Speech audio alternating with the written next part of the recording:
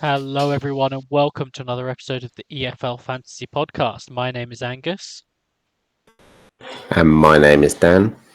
and it's time for Pod 2. We obviously brought you Preview Pod 1. We're now moving swiftly on to Preview Pod 2. Well, I say swiftly, it's now Sunday night. So, to timestamp when we're recording, just in case anything happens, it is 9:51 on Sunday night. And we will be running into the next 8 teams before immediately tonight, following that with the final 8 teams. I think we've got an interesting mix in here. But first things first, Dan, how are you? Yeah, I'm good, Angus. As you mentioned, day two for us of recording pod two, so we're going for a double header tonight. So yeah, it could be a late one for us, but looking to get them out plenty of time for everyone to start finalising their teams for game week one. Yeah, it might be a late one for me in terms of getting these pods out. It might be that one goes out Sunday night, one goes out Monday night. We'll see how it goes. But you should certainly have something to listen to on your Monday morning if you haven't already listened to Pod 1. And if you haven't already listened to Pod 1, I have serious questions about why you're listening to Pod 2. But hey, uh, so we'll dive right in. As I say, you should know the format from listening to Pod 1. We're following the same format here. Um, and we'll dive straight in with we're starting each one with a promoted team, and this one feels a bit different to the first one because we're jumping in with Birmingham City. Obviously, Birmingham made a lot of headlines last year with their signing of Jay Stansfield and amongst others. I mean, I think there were other players, but I think it was the fee for Jay Stansfield that really made the sort of headlines for them. Um, but we'll go through some of the information provided by Liam Hindley for Birmingham. Um, is that the key outgoing for them was Alfie May, who scored 16 goals and 8 assists last season. So it's always difficult. We'll come on to some of the players they've signed, but it's always difficult to replace 16 goals and 8 assists. Um, Incomings, the key ones, Kyogo and Tommy Doyle. Kyogo is a key signing and very much uh, and one he very much looks forward to seeing play. He's a talent and has shown at very high levels with Champions League football under his belt. He scored a lot of key goals for Celtic and is a very key player. Doyle is a slightly different key player, with being a player a lot of teams wanted.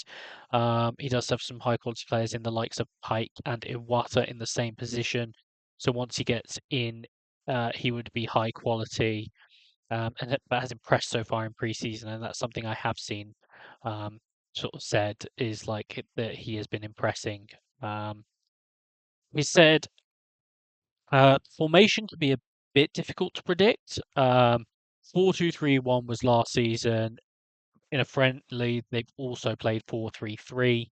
In terms of the lineup, he's guessed all stopping goal, Laird, Neumann, Clara, and Cochrane at the back. Iwata and Doyle in midfield, Anderson, Stansfield, and Gray behind Kyogo. He's also mentioned some of those players who will be in and around it in terms of Beadle, Pike, Fujimoto, Cashin, Asai Samuel, Gardner Hickman, and Williamson. It's also worth mentioning they are currently one of 2 teams um, trying to sign Chuba Akpom. Um, He said the best asset is Stansfield. He said it's possibly an obvious choice, but for him it was a tough choice between Stansfield and Kyogo. Stansfield has been playing a bit further back in behind the forward in the three, but was a quality finisher and is their penalty taker, so I expect quite a few points this season. In terms of best budget, he said Iwata or Pike. He's acknowledged that's possibly slightly strange choices, but Iwata scored 6 goals last season from midfield and getting 1 assist at 5.5 certainly seems like one to watch. Pike is a high quality player, but his worry is that Doyle may force his way in ahead of one of these. And then he said under the radar, he's put Keshi Anderson at 6 and Taylor Gardner-Hickman at 5. So Keshi had a very good season last season, and is also having a quality preseason. He is mainly going under the radar after our signing of Damari Gray, but he is still impressing in preseason and getting 7 goals and 5 assists. One who may go under the radar is that Gardner Hickman is a player that may well be a backup, but can play a lot of positions and is very versatile. So you may see him getting quite a few appearances. He's then said in terms of the predicted finishing position, he said fifth or sixth. So it's difficult to predict as a newly promoted team, but to be in the playoffs is in a lot of predictions, and even some having us in automatics certainly isn't a bad thing. Um, initially, Dan, any sort of thoughts on any of that? I think it's been quite clear that Birmingham's intention is to do very well this season. They've been backed in the window with some of the signings, and I think they're, whereas previously promoted sides have normally been priced a lot cheaper, we've seen Birmingham come in probably middle of the road. So it's not like automatic picks for some of their players, like in previously, especially with like Ipswich. When I did my draft, I did put in Beadle, but it does look like Allsop might get the nod. So that's one to watch. I am interested with a lot of their players. Stansfield and Furuhashi is one debate. Obviously, Stansfield is a million cheaper, so we'll have to see if Kyogo's worth that. Any? Have you had any in your drafts, Angus? So I had Beadle for a bit. He's obviously come out, which is mainly due to some of the uncertainty about whether he'll play, and just sort of looking to go to the 4.5s. So Beadle's dropped out for me. Otherwise, haven't really had any other Birmingham so far. It's sort of since I left Beadle out. Doyle is one I've had an eye on, just because, particularly with him playing slightly more advanced, I don't expect that to continue with Stansfield and Kyogo, and particularly now they're looking at someone like Akpom as well. It suggests Doyle is exclusively going to play central midfield. I do like the Keshi Anderson shout. He is someone that we've seen do decently previously in the division. So it's certainly one to potentially keep an eye on. But I think, initially, particularly with starting against Ipswich, um, it might be one that I sort of look elsewhere and come back to, sort of thing. But we'll see how it goes. But for the moment, no, none of them are in my draft. Um, And do you think, like a lot of people have predicted, that Birmingham are going to be challenging towards the top end of the division this year? I think so. Personally, I think they've made some really good additions. I saw them play a couple of times last season. I didn't see them play a lot, and they did look a good side. And I think they've made some good additions. Like, as much as it pains me to acknowledge, like Kyogo is a very good goal scorer, and I do think that you know Stansfield, some of his play is more lent to sort of linking up the play, playing off someone else. And so I do think having someone like Yogo who can sort of lead that line a little bit more might be helpful. Um, it feels a little bit more muddled if they also get Akpom in, but I do like what they're doing. Doyle coming in. I think just some of these that are filling out the squad, like whether Cashin is going to start, also gives them the capability if they want to go three at the back at times and have three solid centre backs. Asai Samuel in, like there's a lot of sort of depth which we don't normally see, particularly from promoted clubs, but it is the sort of depth you see from clubs that do make a sort of playoff push that can't be sidelined by sort of 2 or 3 injuries. Um, so I think, it's a reasonable thought that in terms of them competing for the playoffs, automatics might be a little bit of a stretch, but I do sort of see them being in and around the playoffs. I don't know if you feel the same about that. Yeah, I think so. I think I think with question marks, we'll get on to Leicester maybe a bit later, but there could be one space up in the playoffs. You then got, I think Southampton and Ipswich will be strong. Sheffield United's new manager, but they should be strong. And Coventry, you then have to drop quite far. I think there's a gap probably similar to what there was last year, where there could be a number of teams who maybe get fifth or sixth. So yeah, I think Birmingham are definitely in that pack. Yeah, I think that's the big thing really with them is like, they're a team you expect to be in that battle, and then anything beyond that, we sort of just wait and see. Um, but I think they're certainly interesting, and I think reasonable expectations for them are probably sort of to be in and around the playoffs. Um, but yes, so that's Birmingham. Certainly very interesting one. Certainly sort of assets throughout, I think. But it remains to be seen in terms of them making the step up, I think. Next, we come to you, Dan, to talk about Derby. Yeah, so Derby obviously finished the season very well, um, stayed up, and they've made some eye-catching signings. Colton Morris from Luton. They've made Matt Clark a permanent signing. Um, Owen Beck on loan. We saw him at Blackburn, done very well at times last year. And Annie Mang, another striker from the MLS. He's rated quite well. They've spent quite a lot, I think 6 to 8 million on him. So I think he could be one to watch. And then I think recently, is it Brewster they signed? I think the other day. So yeah, some decent signings for Derby, along with Vyman and Danny Bath. So experience for Eustace. Um, Key outgoings, not too many. Mendes Lang, Jerry Yates have gone back. Mendes Lang's gone to MK, and Jerry Yates has gone to Luton. He's put the likely lineup is a 4-2-3-1. Vetterstrom in goal, Nyambe right back, centre backs of Clark and Langus when fit. Beck at left back.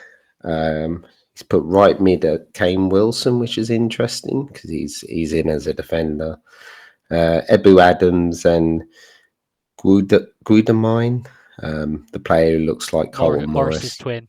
Yeah. Left mid, Blackett Taylor, and the strikers, Angyman and Morris. He's put the best asset as Kane Wilson. I think that's obviously because he's playing further forward.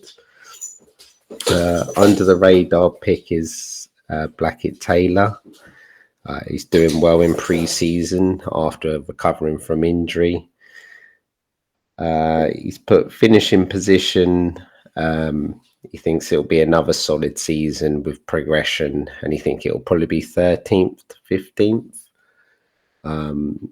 which I don't know. I think I'm a bit higher on Derby. I think we saw last year what Eustace done at Blackburn, and if they were good defensively towards the end, they're bringing in a lot of attacking players. I wonder if they might finish top half, maybe push the playoffs, but I don't know if that's just me getting a bit excited. Angus, I don't know if you share that opinion.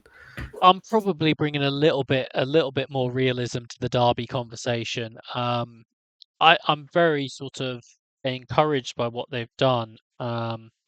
and I think they've made some smart additions. Um, but I think they were slightly fortunate at times last season. I do think they've addressed their main issue in terms of goal scoring. I think, I've seen bits and pieces of Adjumang in MLS, and I think, I haven't seen a lot of it, but little bits, and it does seem like there's a real potential play there that I think they've obviously invested in. And Carlton Morris, obviously capable. Um, so, it's positive in terms of they've addressed their real concern from last season. They've made some solid additions. I'd put them more in the mid-table space, which I think, to be honest, if you said to them you're going to finish 12th this season, they'd probably be delighted. Um, but I think they're going to be tough to beat. It's partially, how exactly do they set up? How does Adjumang make the adjustment? You know, you've talked about Morris being sort of unfit last season. How does he slot in? How does it all fit together? You know,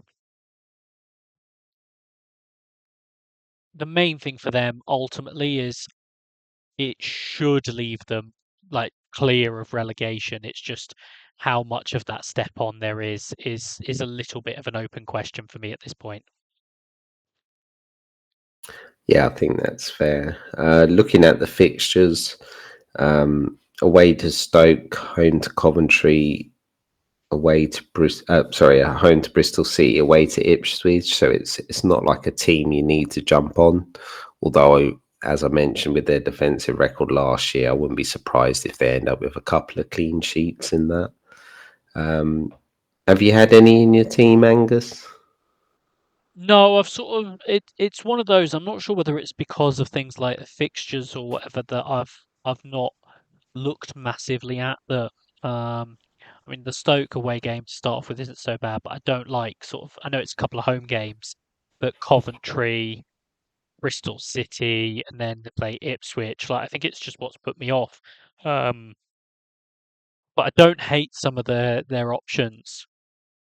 And like I can see myself before too long looking at some of those. Potentially someone like a Kane Wilson, although I believed the hype when he came up. Was it a couple of years ago, and that didn't work out. Um, but Owen Beck, like, had been clear before. I really like him. Um, I think Blackett Taylor is potentially an interesting one. It sounds like he's been bright. I was, sort of looking across some of the games today, and I know I saw a couple of mentions of him, but there's the sort of, for me, the 7.5 striker bracket that there's quite a few players in, and I could see sort of moving around as I move around that. Um, one of Morris or Adjumang sort of becoming an option in that, but probably not to begin with. Yeah, I think that's fair. I think I'm next on Angus with Yep, I'm Stoke. handing back to you for Stoke. So I asked Jamie the Stoke information. So key incomings, they've done a bit of business. They've signed Mbama up front on loan from Man City, was highly rated as a youngster. They've signed to Lavrov, who was at Plymouth last year, and they managed to get back Phillips on loan from Tottenham. Yeah, good young centre back. Sorba Thomas, a decent pickup.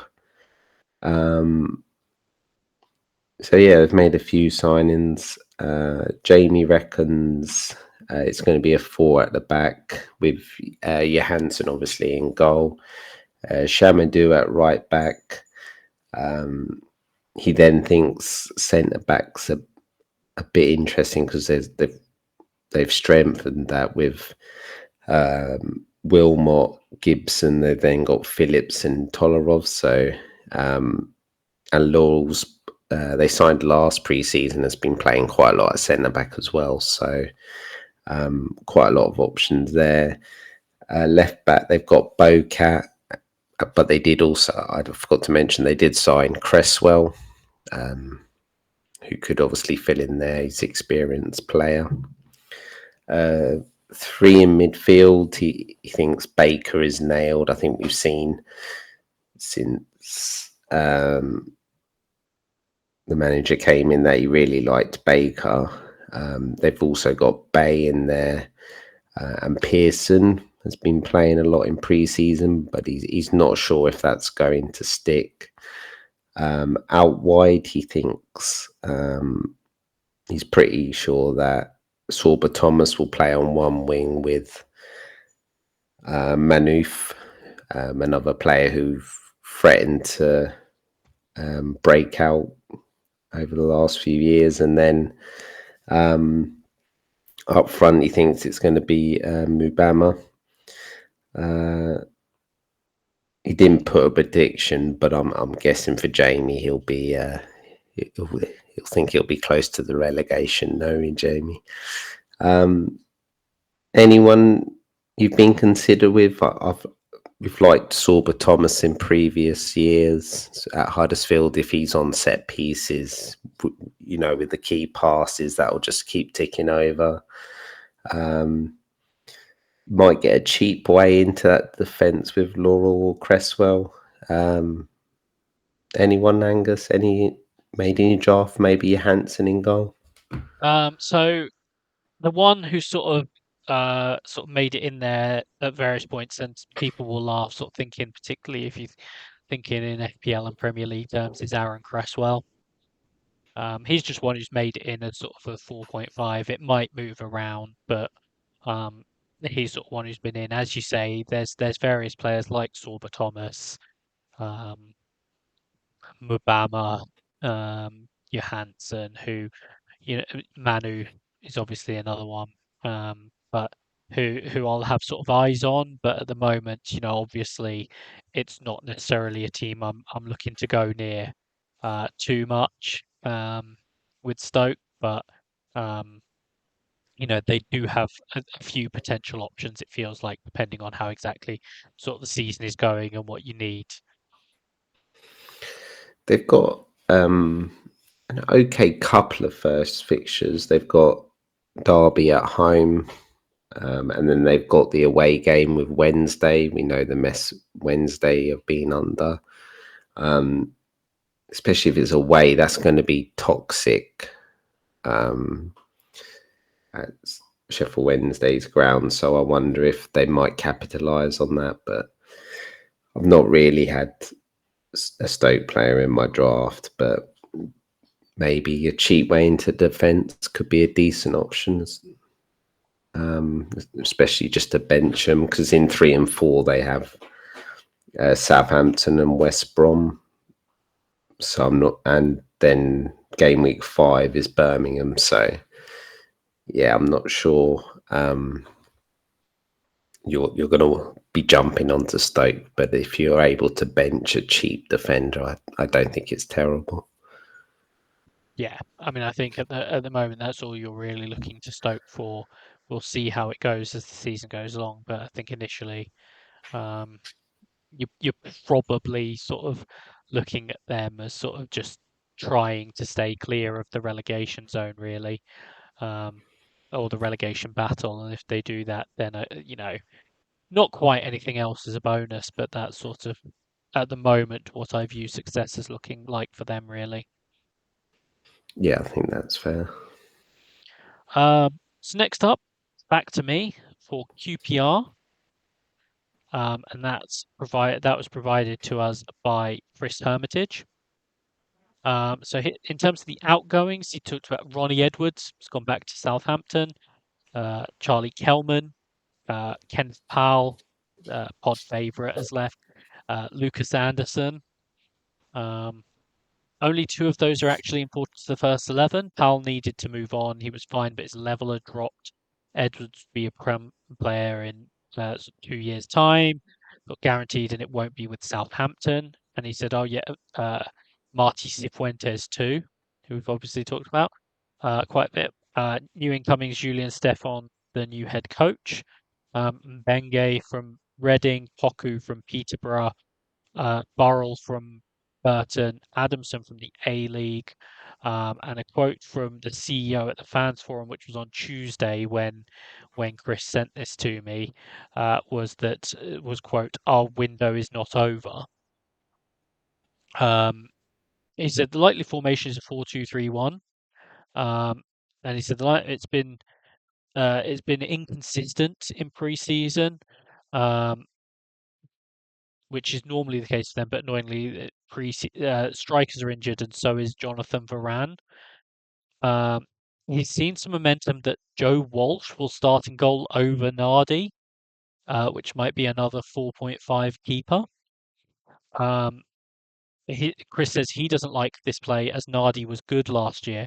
Plus, Walsh had a total mare in a 6-0 preseason loss. So we'll see whether that sort of continues. Um, in the other games, he's made errors too. So Chris says he'll be nervy with him there.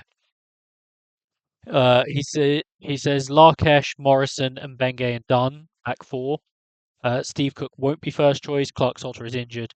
Larkesh is a weak link and they need a new left back. Escadinha is 19 and could end up being a first choice there eventually.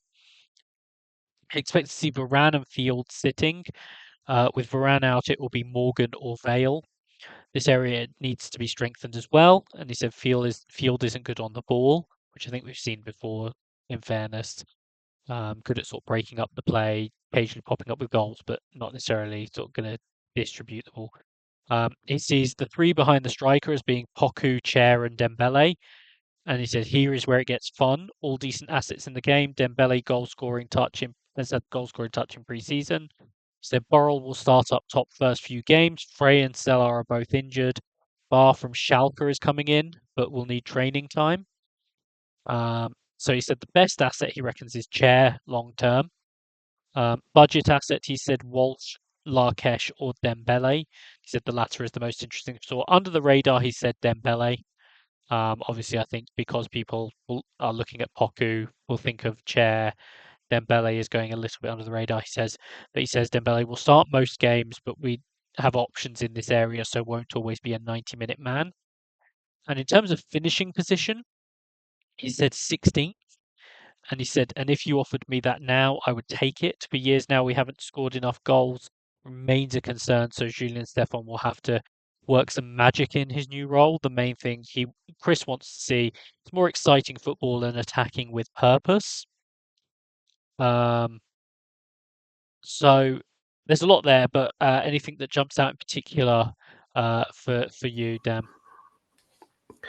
I think that, as Chris alluded to, that it gets fun in that three behind the strikers. We've seen for a while what Chair can do, especially for key passes. Struggled a bit at times last year, especially at the start of the season through injury. You have Poku, who had an excellent season for Peterborough.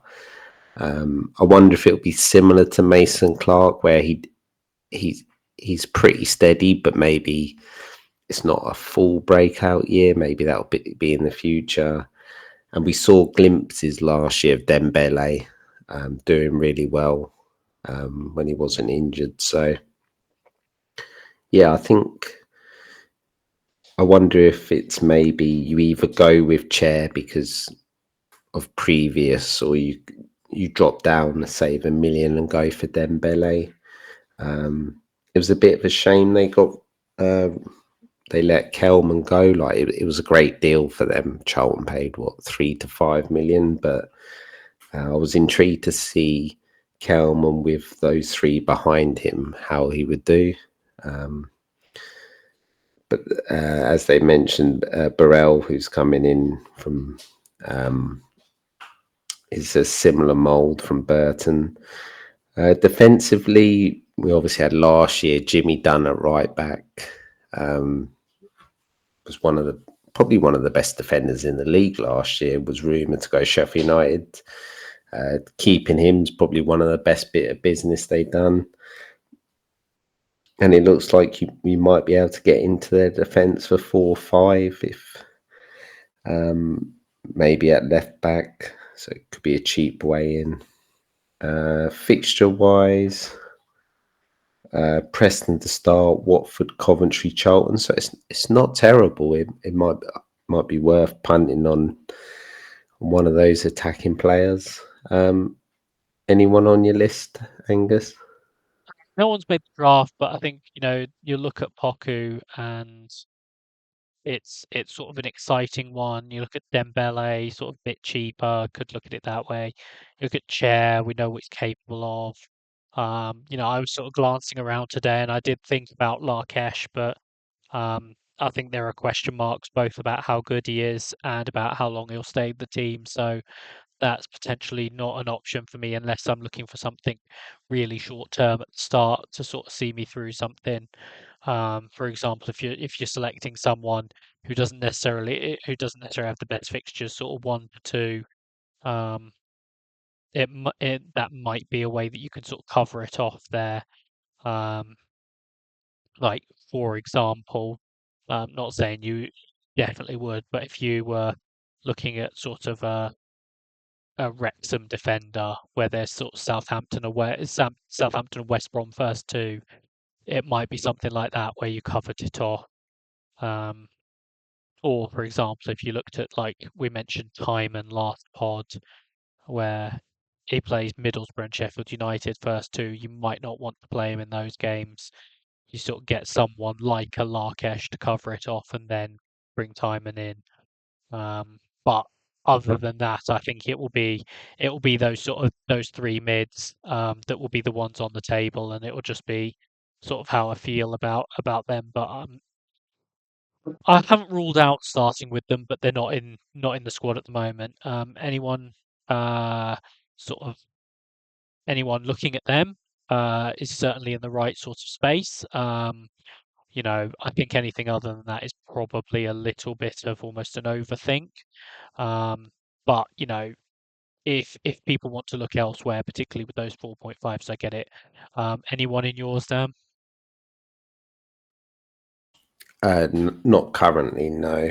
I think I mentioned it previously on last pod about how many good midfielders there are this year, and that's where I'd want to go with QPR. And this Coventry, you got Leicester, who could be good. Ipswich is, it's unfortunately their best position is where a lot of teams have exciting players. So it's a wait and see for QPR, I think. Yeah, cool. Makes a lot of sense, and I do think that there might be interest in them at various points. So coming back to you next, talk about Middlesbrough. Yeah, so thank you from Dana for the Borough breakdown, for providing me the information. Key incomings, they've started to gradually do a bit of business over the last week. Alfie Jones, the centre backs, come in from Hull. You've had Aduble Kante, who's a defensive midfielder, also come in. Obviously, maybe the biggest is Edwards, has replaced Carrick. So as you can expect, it's going to be a three at the back formation. They have lost a couple of players. Coburn went back to Millwall.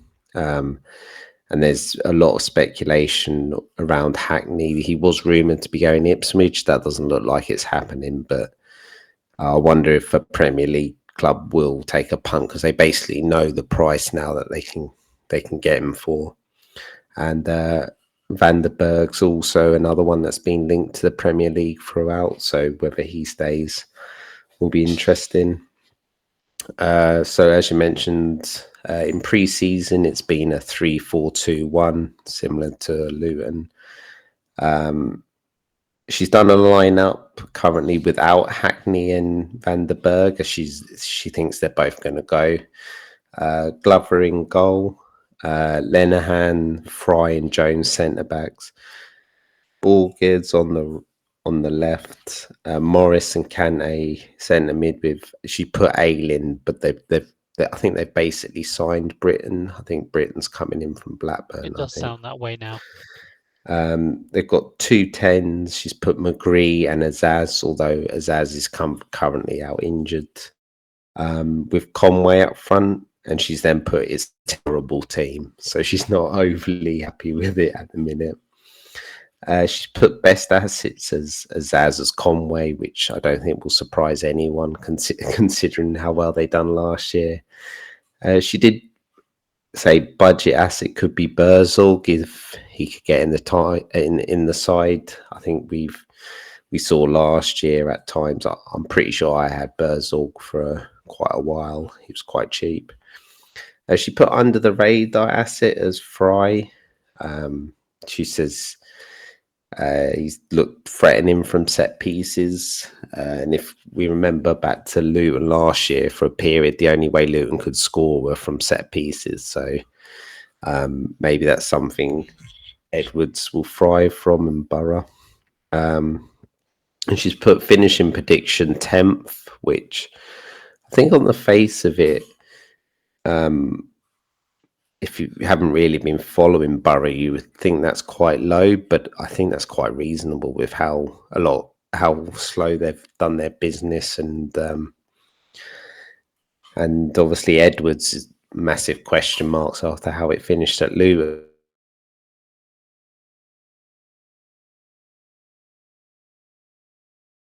on a bit. So yeah, Angus, Borough at times were excellent last year, free throwing under Carrick. With them going to a three at the back, does anyone stand out for you? Maybe the wing backs were key for Luton. Do you think there'll be options this year for Borough?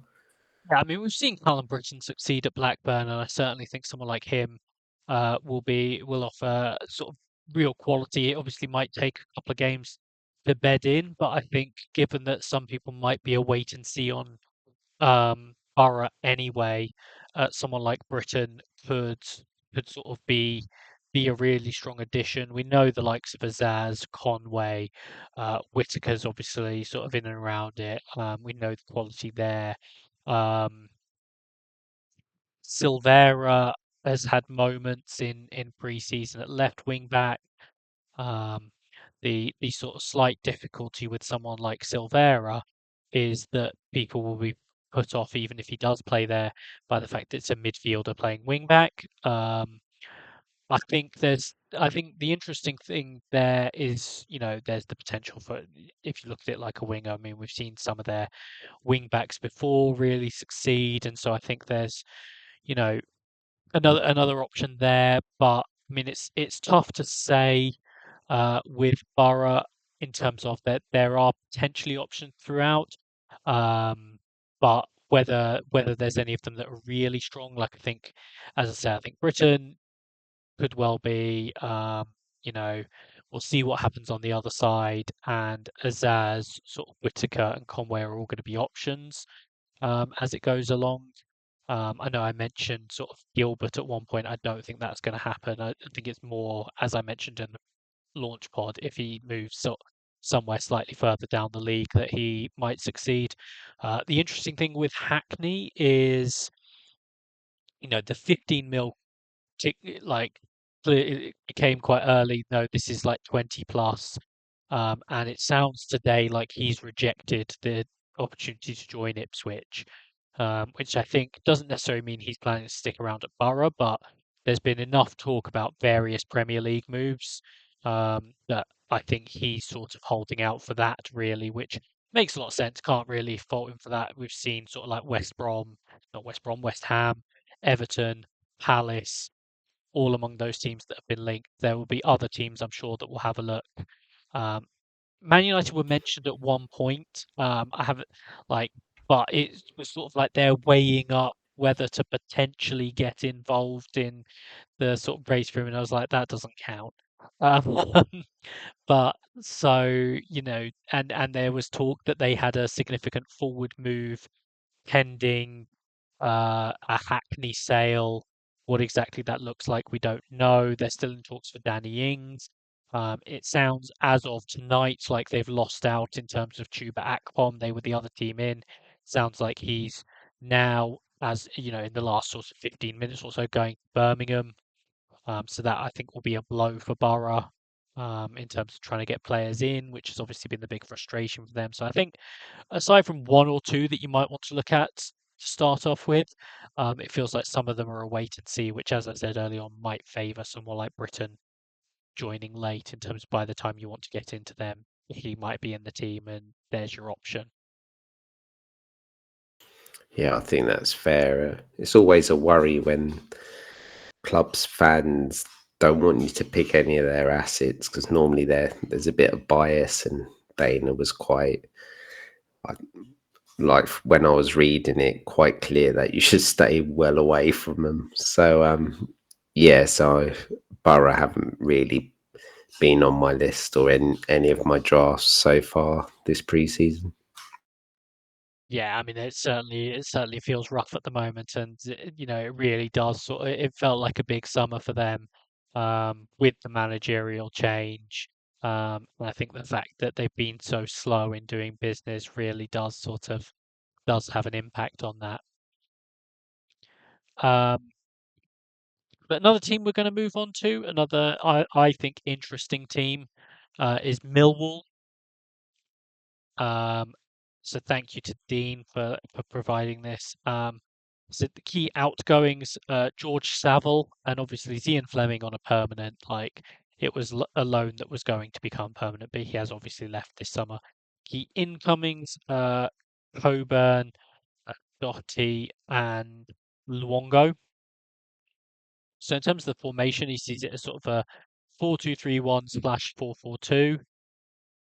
He's got Crocombe or Bender in goal, who've both joined this summer. Drama at right back, Tanganga and Cooper at centre back, Doughty at left back. Um, he's got uh, Denor and Luongo or Kundal in midfield. He's got Negley on the right and Aziz on the left, and then Ivanovic and Coburn up front. Obviously, that might flex a little bit if they do go to a 4-2-3-1. I know there's been some talk about Doughty playing on the wing, but I do think they've got enough that he might well be used as a left back. He said the best asset, Ivanovic. Don't need to say more. Um, I know so far you've been laughing at me multiple times, Dan, on how high I am on Ivanovic. So needless to say, I'll agree with Dean on that. He's also said Doughty could be really good. Um, when both left backs are fit, he could go to left wing. And because Brian is when fit does love the bonus points. He got I think 200 points last season, so clearly has a bit about him. He said budget, not too many to choose from, but he said Crocombe at 5.0 is a cheap way into the Millwall defence, which I think is certainly um, way to which he said, which is normally great if he gets the spot with Jensen being out till the new year. He said potentially Coburn if he and Doughty can get those crosses working well. You know, those are two decent threats to be hitting for someone like Doughty. He said none of the radar. Bangor or Williams looked good last season at points. Could play on the right if Alex Neil plays 4-2-3-1 in games. And he said could finally be the season Millwall get into the playoffs, but also be another normal season for Millwall and just miss out. So he said 6 to 10 as the finishing range, which I think is probably fair in terms of what we would say looking at them. In terms of sort of what he said there, I mean, you know, Ivanovic talked about him last season, did really well. I really enjoyed owning him. I really enjoyed watching him. I think he has a lot to his game. Doughty, we know about. Coburn, I think is interesting. Um, I know you're going to ask about if there's anyone that's been in the drafts. I think it was draft two. I had, mentioning that I had three drafts in draft two. Bangura Williams made it in there.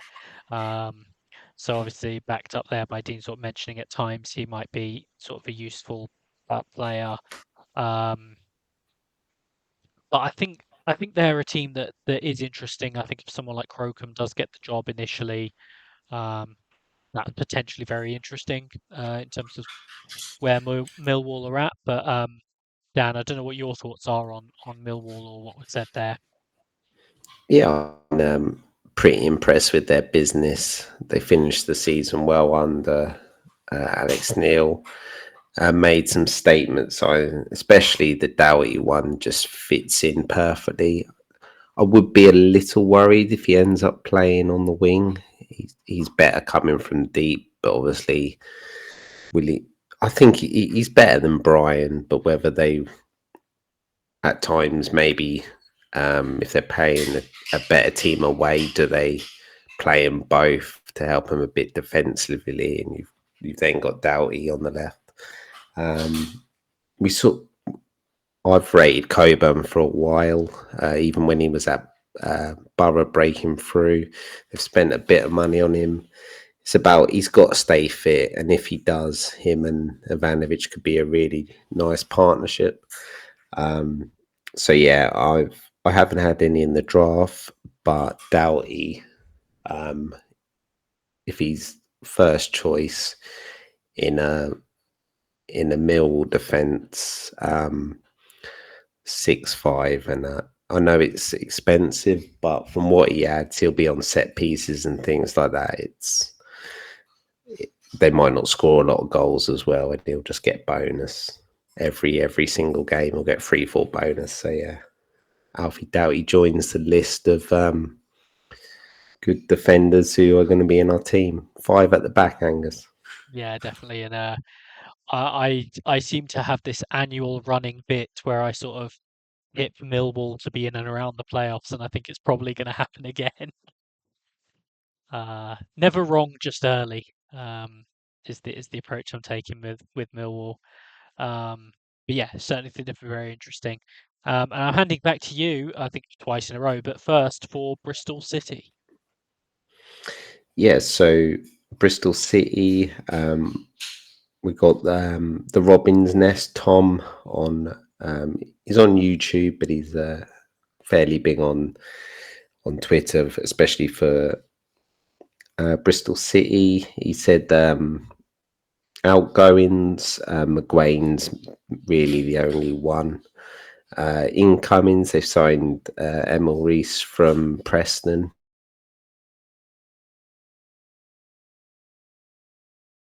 Quite well there last year.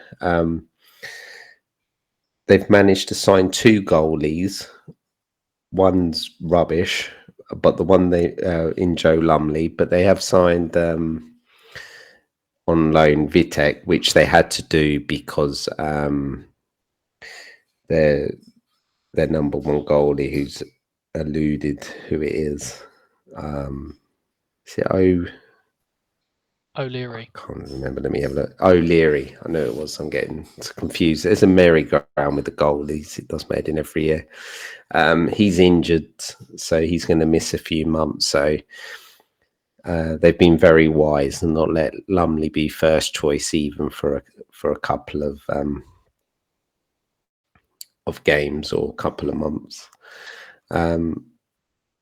He reckons it's going to be a back 5. He reckons it's going to be obviously Vitek in goal, a back 5 of McCrory or Sykes at wing back with Viner, Dickey, Atkinson. Obviously had a good second half at Portsmouth. They got the other wing back will likely be Hiroaka bloke. He reckons it'll be Randall, Bird partnering Knight in midfield. And then there'll be a mixture of, he's not too sure at the minute, of Mehmeti, Twine, or Stokes, playing with Reece up front. He reckons the best option is probably Reece. I think we've seen at times if you get the Emil Reece that's on fire, he could get 15 to 20 goals. They've probably been missing that since that season when they had Semenyo and Vyman with the goals. He said under the radar, he said it McCrory scored 4 and 4 at the end of last season. So at right wing back, he could be a good option. And he reckons they're going to finish about 8th or 9th. So just dropping a little bit from last season. Obviously, they made the playoffs, which I think is fair. It's a pretty solid squad. They've added a few players, haven't lost too many. I think maybe might need 2 or 3 more to really push on, maybe get in there. But Angus, Bristol City, very solid team. I know at times over the years we've had someone like Sykes in it. I'm not sure he's going to start. I've had Twine in numerous times throughout the last couple of seasons, just can't seem to get in this other team. Anyone from you, Angus? I mean, I'm another one. I think people will sort of remember at various points where I've had Twine in. Mehmeti, someone I've talked about for a couple of years now, been a big fan of. Saw him random play for Wickham a couple of times when they were in the division. Decided he was really good. Thankfully, that take has aged well. I won't talk about some of the other ones where I thought players were going to be good. In terms of the draft so far, Reece was in, I think, the first draft I made. Currently, I have none. I think for me, most likely a Reece and McCrory. Um, as everyone knows, I'm a bit of a sucker for a Scottish player. When you add in that it's former Rangers, it's one that sort of springs to mind. There is obviously some attacking threat there that I think uh, potentially is interesting. Given that it looks like he's going to be the sort of wing back.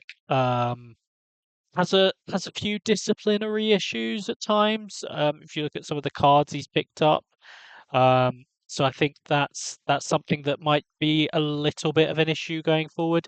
But he's the other one that's sort of on the radar for me.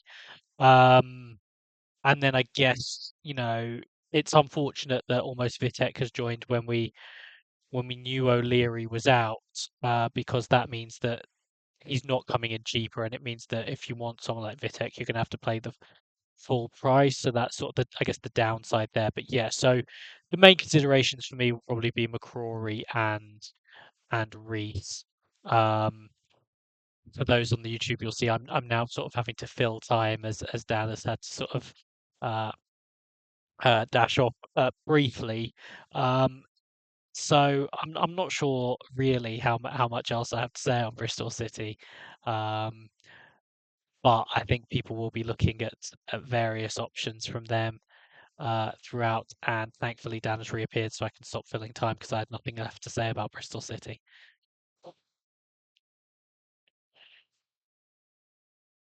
Sorry, Angus. As well, the listeners don't know, I've got a 6-month-old puppy, and decided to wake up and is now taking it in turns, trying to chew a number of kids' toys. So that's why I keep getting up and down. He's not going to sleep. But yeah, I think that's it for Bristol City, Angus. Yeah, I think we've said basically all we can about Bristol City at this point. So I'm handing back to you to talk about one of the, I guess, more interesting teams at this point. One that I have certainly have less of a read on, which is Southampton. Yeah, obviously one of the teams coming down from the Premier League, struggled at times. Thank you to Clean Sheet Wipeout Matt for providing this information. he said key outgoings: Ramsdale, Bednarek, Suleimana, Oniachu, which I think we're all a bit sad. Yeah. He left the league. Walker Peters. He's then put in brackets. I expect Diblin and Fernandez to go, which I think is pretty fair at this point. Uh, he said Keane Cummins, Quasi at centre back, and Downs. He has put that he expects a few more to come in once they get the money in for the sales of Diblin and Fernandez. Um, he's he's done me two nice pictures, which is great. He reckons it's going to be 4-2-3-1. He's put Bazunu in goal. He reckons the fullbacks are Sagawa and Wellington, although he reckons it is close with Bree and Manning, so it's a bit up in the air. Edwards, Ronnie Edwards, which is good, had good spell at QPR, and new signing Kwasi at centre back. Shay Charles, obviously back to Southampton after a really good spell on loan at Sheffield Wednesday alongside Flynn Downs. He then has the three behind the striker, which are Adam Armstrong, youngster Robinson, who's not currently in the game, and Fernandez at the 10. He has put, if Fernandez goes, he reckons, say, a youngster who's again not in the game could get game time, so we probably need to get those in the game. And he's put Downs up front, which I think is interesting. They've got a lot of talent. When you think of Archer and Stewart as well, still around, Brereton Diaz as well. He said that Quasi could be a cheaper route into our defence for those wanting cover. He said if Fernandez does say 7 could be a steal. And he reckons Downs is a good price considering he's 1.5 million cheaper than Adam Armstrong. He said in terms of league possession, I think we should be making the playoffs, but we need a couple more creative players to get the automatics. Angus, knowing that information, anyone jumps out for you? Um, yeah, I mean, I've had Southampton players at a couple of different points. I think first draft I had Wellington, Fernandez, and Archer. At the moment, I just have Archer. Archer won't necessarily survive, and I've had to do the mental gymnastics in my head that I'm sure some other people have had to do. But every time you've said Downs there, recognizing that you're not talking about Flynn Downs Oh playing yeah, up front, uh, I mean that would be very interesting. I think. I got very confused when you said that for a split second. But I've heard good things about him, so he might be an interesting way into the team. But it certainly gives me a little bit of concern with having had Archer in. Um, so I'll rethink that. As he says, I mean, I saw Fernandez play decently, sort of Southampton at the Emirates last season. I do think there's clearly a player there. Um, Sort of him staying and almost playing in the right place is obviously a key part of that. But he's sort of one I'll have my eye on. Defensively, I'll probably wait and see how they line up at this point. I know there's been sort of negativity every time I've looked around most of the fullback options this preseason, so I'll just sort of wait and see how that goes. But I'll probably look to have someone from the Southampton attack in at the start, just because I do like their start. So, but how exactly that looks, I'm not sure at this point. Yeah, I think that's fair. It's always tricky with the relegated sides because I think we saw last year Burnley players played for 1 or 2 games and they all basically got sold off. So it's always a bit tricky to jump in on them. Um, yeah, I don't know if you saw Angus. James Bree had a skinhead. I did not. Yeah, so yeah, that was interesting. Um, do you think they're going for a top two, or do you do you think it will be playoffs? I remember looking at their team about a month ago, and I think people forgot how strong it was for championship level. Yeah, I mean, I think we have to look at them as being in the fight for automatic promotion. That squad does look strong. There's a couple of spots where you could say it's relying on a certain player, or it could do with a little bit of strengthening, but there is a lot there. And so I do think it's a squad we have to look at as potentially challenging for top two. Whether they actually get there remains to be seen, but I think we do have to look at them in that vein. Yeah, I think that's fair. I think that might be it, Angus. Yeah, that's the next 8 teams. Hopefully that's given people lots to think about. Obviously some very interesting teams in there with the likes of particularly Birmingham and Southampton, but some secondary ones there, Borough, Bristol City, Millwall. Um, so yeah, I think that's sort of an interesting mix there. People will probably have worked out which 8 teams are left over. And I think there's some interesting ones in there. Um, and it's a good mix for the final pod. So we will stop there, and well, it might be longer in real life, but we will be back recording very shortly. So thank you for listening to this one. See you soon, and goodbye. Goodbye.